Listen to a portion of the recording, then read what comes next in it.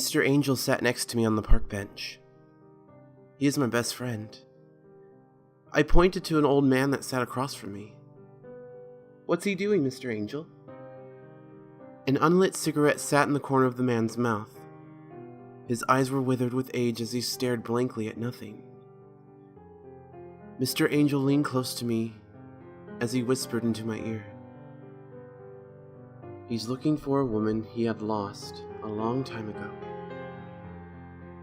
He cooed. His words felt warm against my cheek as I smiled up at him. I liked his secrets. Mr. Angel knew everything. "That's really sad, Mr. Angel," I said. "Why don't you help him?"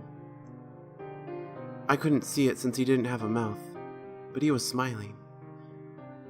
He got up and walked silently over to the old man and set a single bony finger in the center of his chest before he turned away and took his seat next to me. I tugged on the black shroud that he always wore. "What'd you do, Mr. Angel?" I asked. I could hear Mr. Angel sigh tiredly as he leaned against the scythe that he carried. "I sent him back to his woman." His voice rasped. "I took her a long time ago, and she was getting very lonely." I looked at the old man. He was hunched over his legs as he clutched painfully at his heart.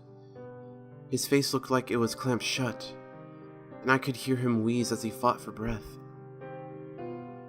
"Mr. Angel, what did you do?" I cried. "That's not helping him!" But Mr. Angel sat silently as he watched the man suffer. I made tiny fists and tried to pound pathetically on his shoulders, but all I found was empty, cold air. A tear began to crawl down my cheek. "Mr. Angel!" I screamed. "Mr. Angel, come back!" The tears dripped below my eye as I buried my head into my lap and wept.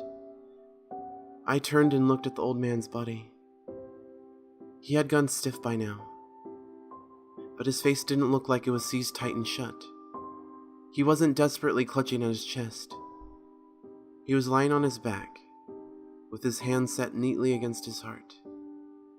His face looked relieved, calm, content. I slid off the park bench and got on my hands and knees. Any moment now, that old cadaver would spring up and laugh in my face. I wanted to think it was some kind of horrible joke. I wish someone was laughing. But all I heard was the peace that follows after something has moved on. I loomed over the body as a teardrop landed on its skin. I didn't know what to do. "Please," I pleaded. "Get up. Please, get up."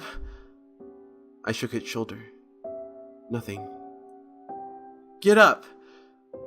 I rested my palm alongside the man's hands. Nothing. No heartbeat.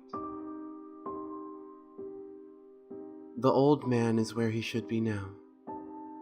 I heard an old voice coo beside me. "He's happy." His words whistled against my skin. I looked behind me. Mr. Angel was watching from the park bench.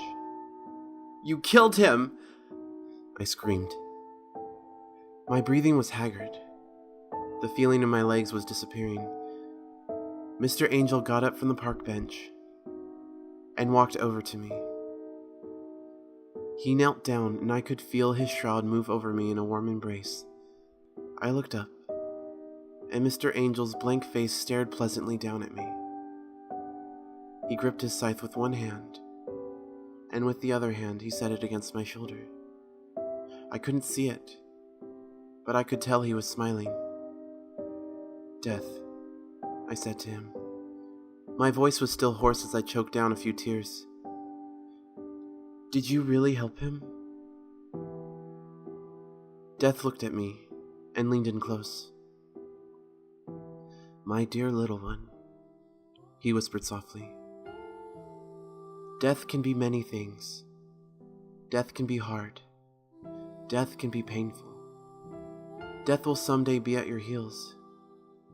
But never forget, the best thing to do when death greets you is embrace him as a friend. He pulled me closer to him. I could feel his shroud slowly wrap around me. It felt warm and cozy. It was good to be close to death. Now don't call me Death. I'm an angel, remember? I laughed at him and wiped a tear away. Because you bring people to heaven, right? He could only nod. Mr. Angel, I said to him. You're my best friend, right? My breathing stopped. His smile was gone, and the shroud felt cold as it caressed my skin. Yes, Death rasped. I'm your best friend.